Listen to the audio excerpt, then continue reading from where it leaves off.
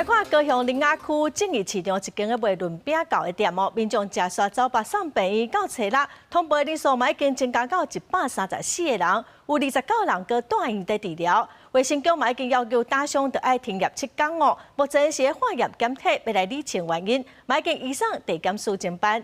另外，喺高雄鳳山的南港菜市啊，民眾嘛講買的潤餅哦，喺中晝拜煞要食到臭酸咯。這頭家講應該是保存的方式唔對，應該嘛唔是物件有問題。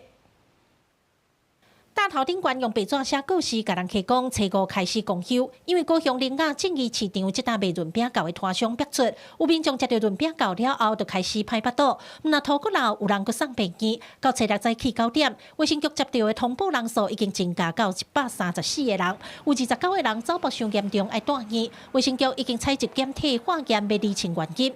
消保官也提醒，水產業者無保產品責任險，只要確定原因是攤商的潤餅糕造成的，消費者攏會當要求賠償。因為通報人數愈來愈多，衛生局已經移送高雄地檢署偵辦。業者刻意隱匿、拒絕規避吐司、蛋品及肉絲，導致疫情調查判斷完整性。本局依食品安全衛生管理法加重裁罰36萬。除了正義市場以外，在鳳山5街南港菜市啊，也傳出有民眾清明去大頭買潤餅糕，登去拜拜。中晝拜煞要食，卻聞到臭酸氣，懷疑業者實在無衛生。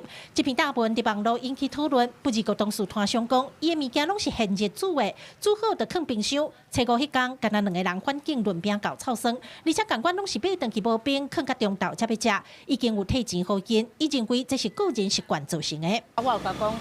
你買回去，你就是愛冰在冰箱。你要食的時陣才擺，你袂使準6點買，你11點才食，迄物件絕對會歹去啊。應該是要冰啊，但是一般要拜拜都不會冰。那如果要長時間放的話，建議還是放在冰箱冷藏保存，因為冰箱溫度是4度C。剛好就可以避開7到60度的危險溫度。連續2天，高雄攏傳出疑似潤餅糕的食安問題。醫生強調，潤餅這種食食若無冰，會將到生困歹去。尤其高雄這陣的天氣攏是在咧20幾度，民眾一定要注意食食的衛生甲保存方式，避免開錢閣怕歹身體。